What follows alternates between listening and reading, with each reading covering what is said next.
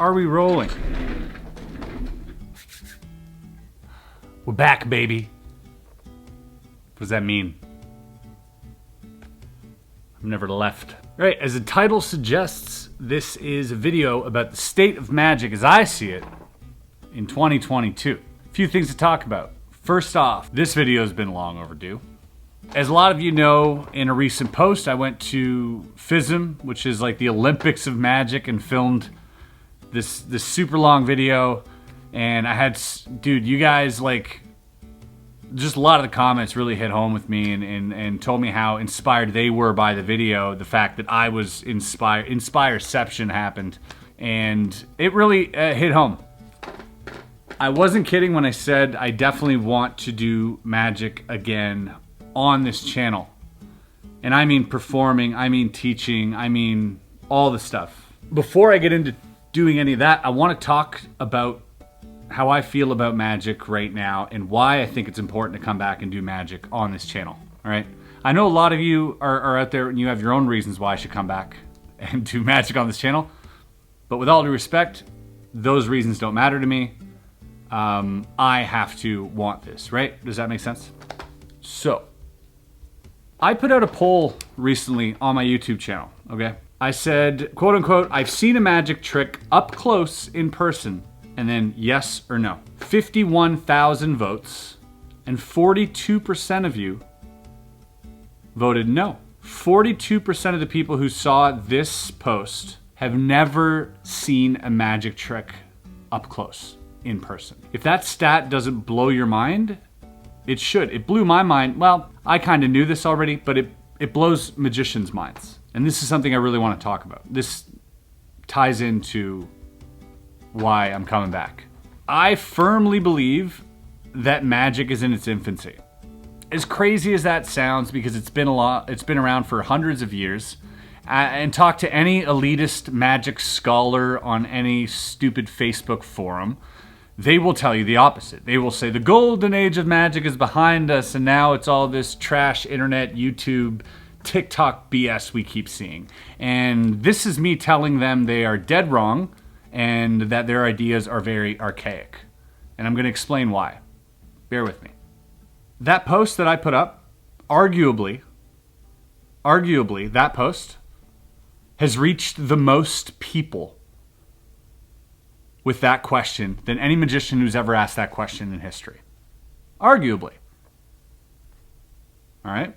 You want to debate that? Go ahead. I'm open to seeing debates. But arguably, that has reached more people. So now that we have this, and by the way, a lot of the people who have seen magic, a lot of these comments were my uncle when I was 10. We had a magician come to a restaurant once, which is fine. We had my brother learned a trick and showed it to me. So a lot of, I would say it's probably closer to 45, 50-50. And even then, that's my audience, essentially. Essentially my audience. I'm a magician and I put out magic content on YouTube, and that's my audience saying they've never seen a trick in person. Okay? So that's already a biased audience. Had I asked an audience that, you know, who knows? But I'm saying let's call it 50-50. Half. Half the people. Magic is very much in its infancy. As magicians, we often forget that because we are exposed to so much magic. We get to see performances all the time from friends or people we go see, or students or teachers or whoever we learn from. And so we often forget how rare magic is as an art form. I like to compare magic to another art form that I hold very dear, comedy. And I would say that with magic, we are currently in the knock-knock joke phase of comedy, if that makes sense. Meaning this, the comedian goes on stage, tells knock-knock jokes, and the audience is dying of laughter. They are cackling their heads off. They're so blown away by how funny this new thing is, and they are laughing so hard. Meanwhile, comedians in the green room are probably telling themselves, what a hack. This guy over here doing knock-knock jokes.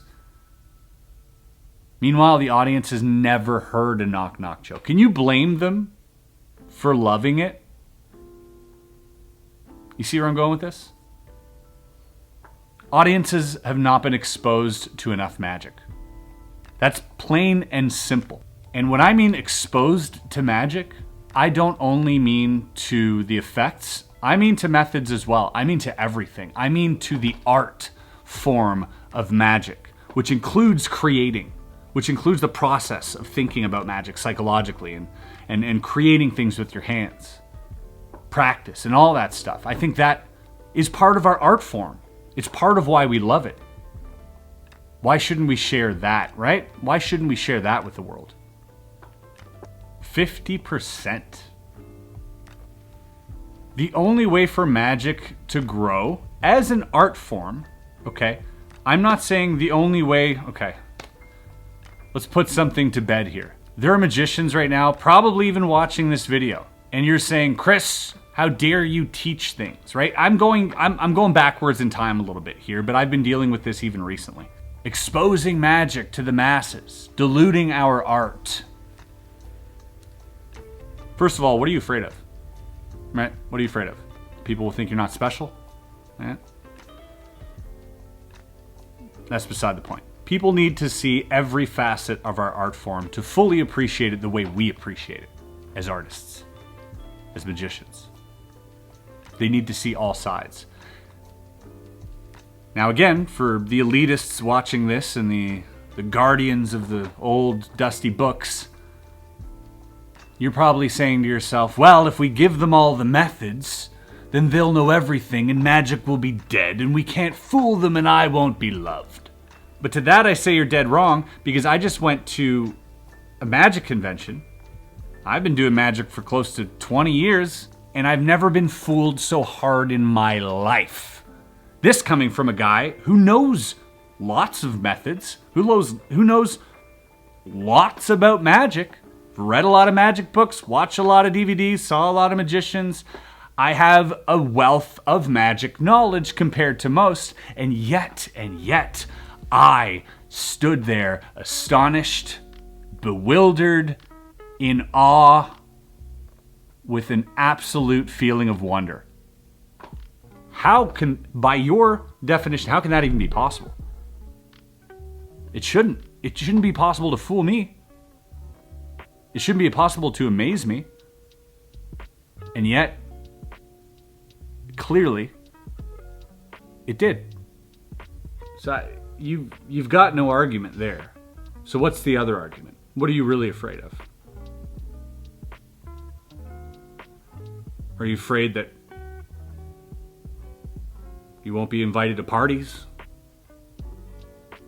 Because people haven't seen magic, you're going to get a great reaction with a knock-knock joke. Referencing my other analogy here. But you're going to get a great reaction with a knock-knock joke if you go to parties. Right now. As time goes on, slowly, let's say without the internet, slowly, those knock-knock jokes will wear off. They won't be as great. I'm talking linking rings, I'm talking whatever you want to talk about, but over time, you have to change it up. You can't just be doing the same joke. If you're going to do a knock-knock joke, you better ring the doorbell from time to time. All I'm saying. You got to switch it up a little bit because people are going to be onto you and they're just not going to find it amazing. And you can't blame them for that. You can't blame the audience for that, for knowing how you did it or seeing through it. You have to evolve. You have to get better. And the only way to get better is to be exposed to more of it. Period. For everyone. You see, if more people hear these knock-knock jokes, it forces the comedians to tell, by your standards, better jokes. To change it up. To evolve.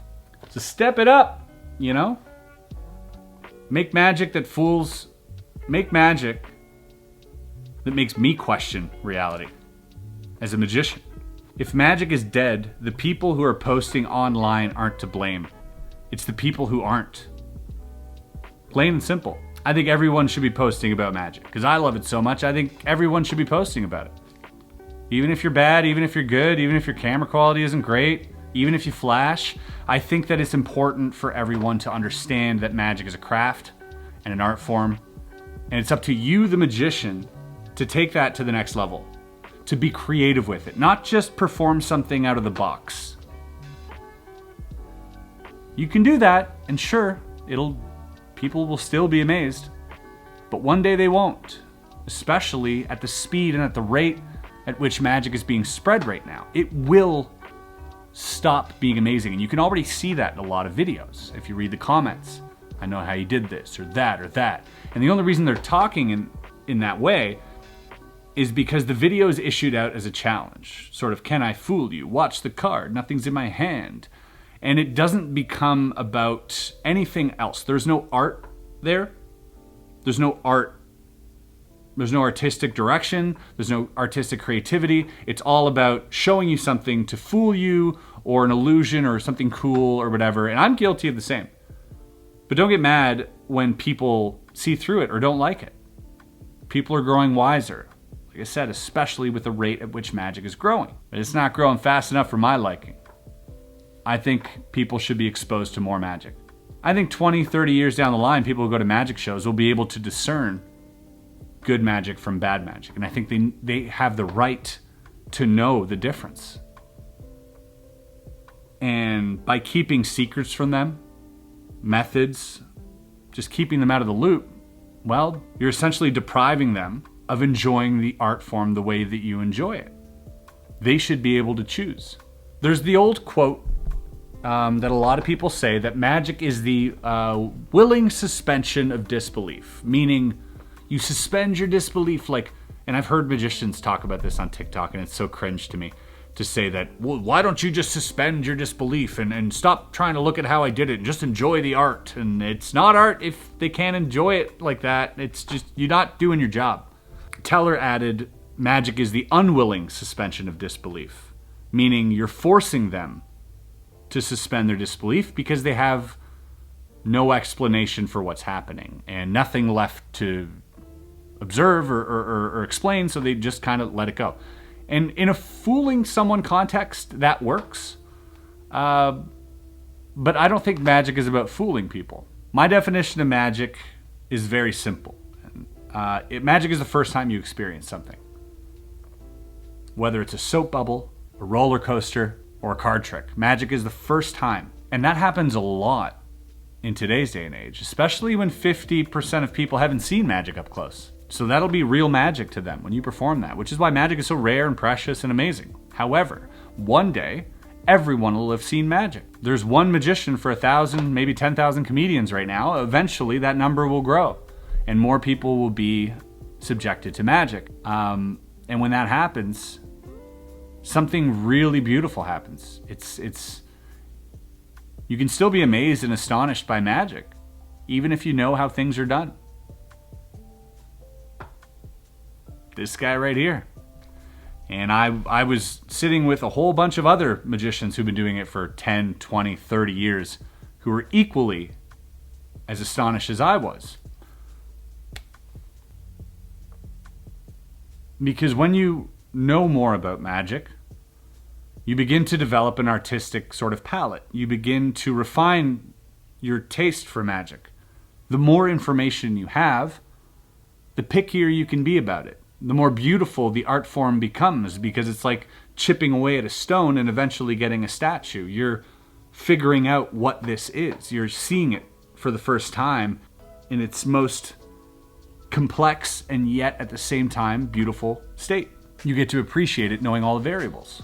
Now, I'm not saying everybody who goes to a magic show will be a magician, although a lot of magicians go to magic shows, just like a lot of comedians go to comedy shows. They're fans. But I think the more we travel into the future, the more that is going to be likely, right? This is a lot of ranting.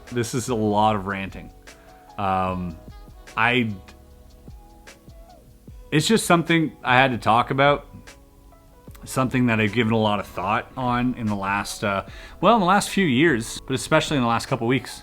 I wrote something down in my notes here. I'll read. Maybe it'll be better if I just read from my notes. Magicians will often base the effectiveness of a routine on how high someone jumps or how loud they scream, without asking themselves what compelled them to do that in the first place. What internal series of events was happening in that individual's mind that forced this unexpected emotion? I thought it was really interesting to think about that as a thought experiment, rather than just like, wow, that got a lot of screams last night, but you failed to think about what made them scream. What happened to them? I believe it's the performer's duty to provide an environment that allows the audience to feel safe. Safe from feeling dumb, safe from feeling insecure, but most importantly, allows them to be vulnerable. Magic is when you create a space, a well-constructed yet very fragile bubble. One that you can look out from if you wish, but the feeling you have from inside the bubble is much more pleasant. Because within this temporary bubble exists possibilities for new experiences. You're essentially taking them out for a spin. The audience isn't supposed to think you can do magic. The audience is supposed to think that they can feel magic. They're there to be taken out for a spin, and it's your job to do that. It's not your job to be smarter than them, to belittle them, to even fool them. It's your job to create that astonishment, that wonder. Am I getting sidetracked? Is this...